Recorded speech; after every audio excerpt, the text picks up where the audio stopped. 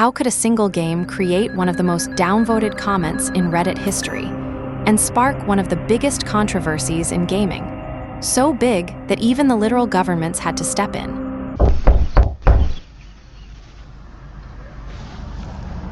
So what went so terribly wrong that it triggered so much rage in the gaming community? Every fucking poll is trash! So what's the point? Before release, people were pretty excited for this game. Battlefront and Star Wars in general was already massive. This was supposed to be the one that fixed everything the first game got wrong. Full campaign, more content, and free updates, it felt like a proper comeback and people were genuinely ready for it. But instead, this is what they got. The infamous loot boxes.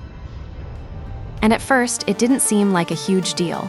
Loot boxes were already a thing in games, but inside those boxes were star cards, upgrades that actually made you stronger in-game. More damage, better survivability, things like that.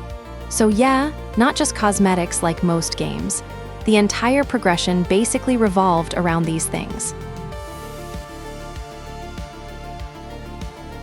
Honestly, that's not even what pissed people off the most.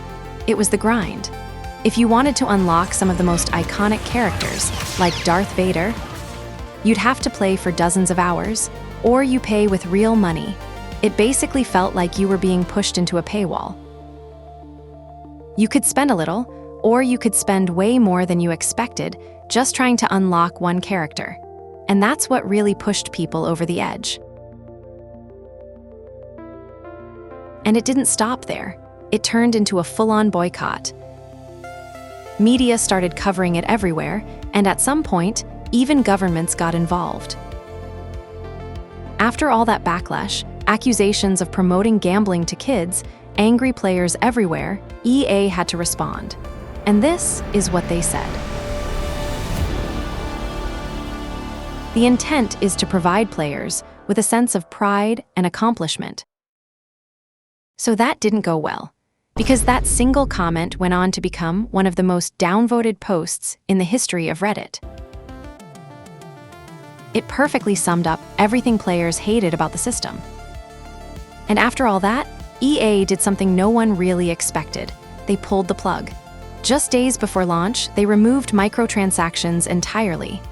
No warning, no build-up, just gone. It was a massive step back, but at that point, the damage was already done. His whole situation sparked something much bigger.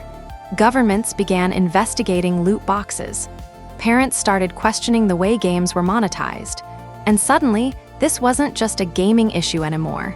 It became a global conversation. And finally, it became the game that showed the entire gaming developers that there's a limit to what players will tolerate. But how did microtransactions even start? Check out my previous video, because it all began with a $2 horse. See you guys in the next one.